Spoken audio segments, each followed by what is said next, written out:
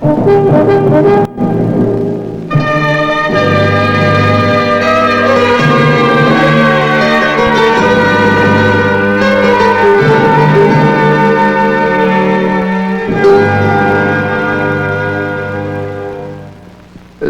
us, Ferrello, you knew him well. We knew him only as a legend. But you were with him for years. Tell you of Cabrillo? There's so much to say. And yet it is difficult to know where to begin, for I know so little of his beginnings. It seems so many years ago when we met. Where was this? I think it was on the Narvaez expedition. Then later we fought side by side with Cortés and the gallant Pedro de Alvarado in Mexico City, in Guatemala, and San Salvador. There are those who say that he was the greatest of Cortés' crossbowmen. Oh, yes. Against the legions of Aztecs under Montezuma, he proved himself one of the finest of Cortés' captains. But it was not his crossbow which carried the fight against these people. It was his skill as a builder of ships. A shipbuilder? Yes, he worked in the building of brigantines used to break the attacks of the Aztecs in the canals and causeways of Mexico City. Cabrillo, yes. Yes, I knew him. And like most who knew and loved him, I followed him until he died. He was that kind of man. Tell us about his voyage in the great ocean to the west. Well, it begins with Cortés. After the defeat of the Aztecs in Mexico City, Alvarado and Cabrillo fought their way through half of Central America. But only a small part of Cabrillo was conquistador. The rest of the men longed to settle down to a quiet life. When Guatemala was finally conquered, Juan Rodriguez Cabrillo returned to Spain and married the beautiful Beatriz Sanchez de Ortega, the sister of one fellow conquistador. They returned to Guatemala, built a home, and began to raise a family. But the business life of mining, shipping, and farming could not overcome the lure of the sea within Cabrillo. Juan, as governor of Guatemala, I have a license from the crown to find the Spice Islands to the north. I offer you the admiralty of my fleet. My governor, I accept your appointment. I shall put together an expedition of 12 ships. These are the men I choose as my commanders. Each is vital to the success of this mission. Antonio Correa, Bartolomo Ferrello, San Remy, and Domingo del Castillo. Very well. It is good that we have such trusted men. When the fleet is ready, we shall sail northward to a land never seen by Europeans. But for Alvarado, the expedition was short-lived. Near Navidad, Mexico, their first stop on their northern voyage, Alvarado was killed leading troops against a native uprising, and the expedition was nearly disbanded. Viceroy Antonio de Mendoza, the man who had sent Alvarado to his death, saved the mission from disaster. Cabrillo, I'm giving you command of 2 ships, the San Salvador and the Victoria. The rest I'm giving to Villalobos and Boyanos for other expeditions. I want you to continue your voyage north. Perhaps you shall find the Spice Islands. Or you may even locate the Straits of Anian leading to Cathay and Zipango. After several stops along the Baja coast, we arrived at Cedros Island.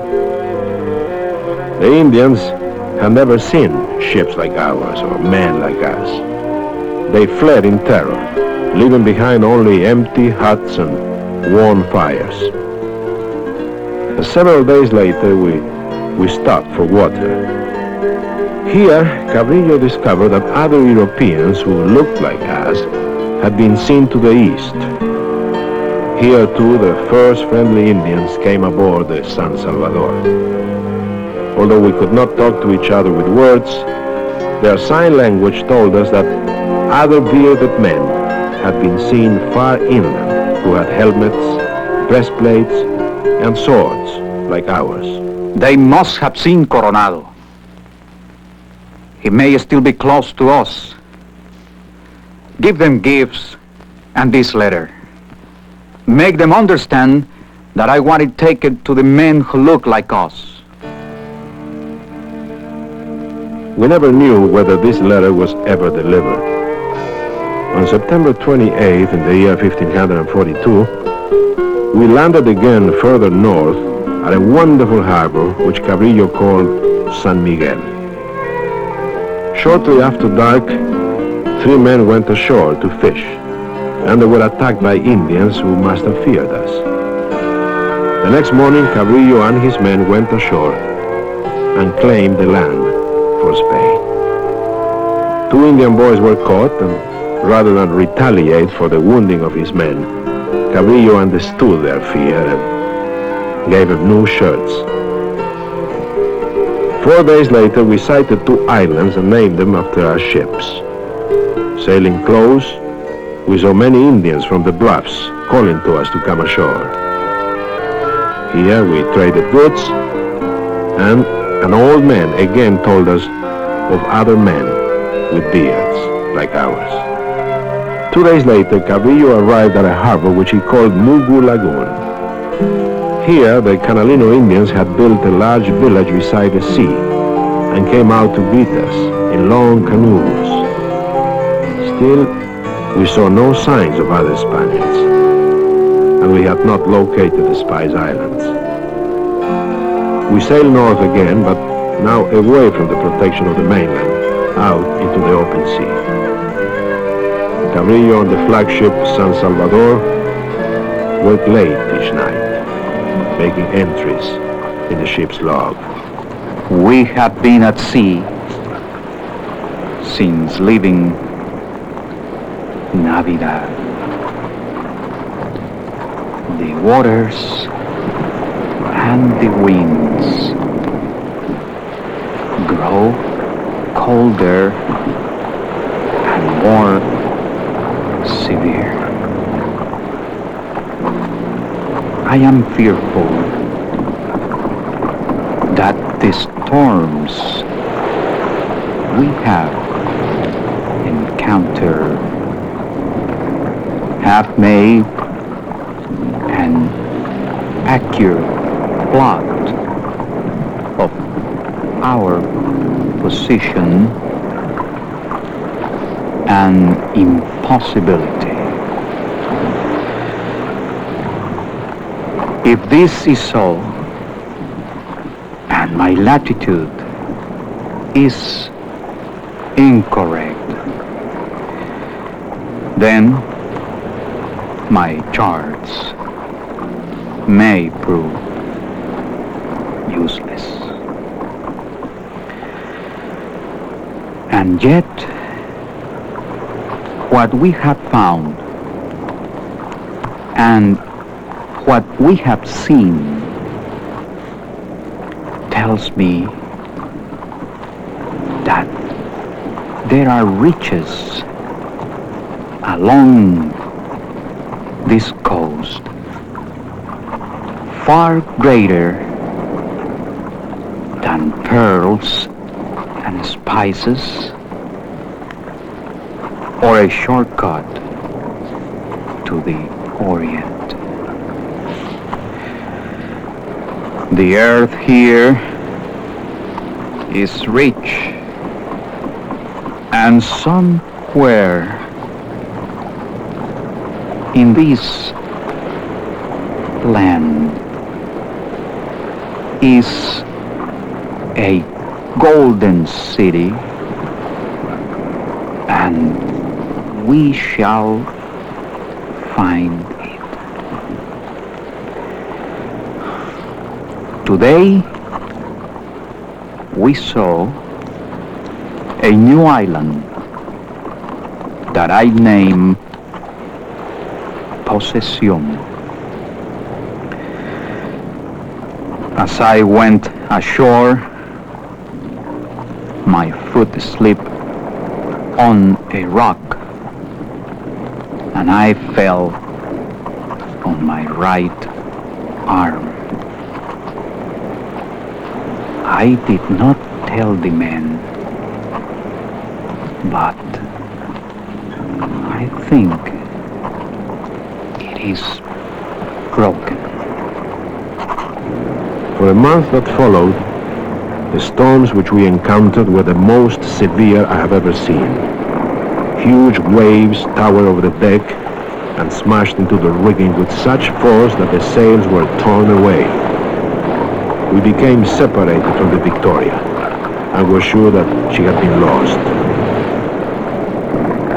But several days later, Cabrillo sighted her again, and we returned to Possession Island and Safe Harbor.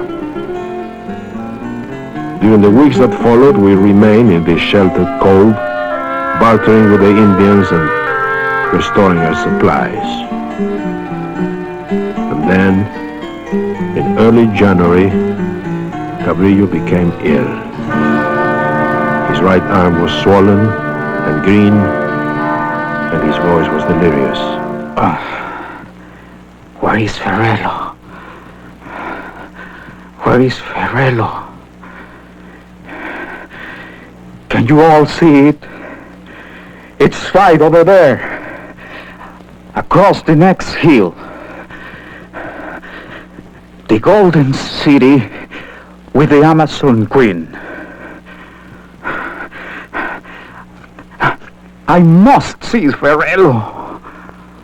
I must see Ferrello. Yes, my friend, I'm here, beside you.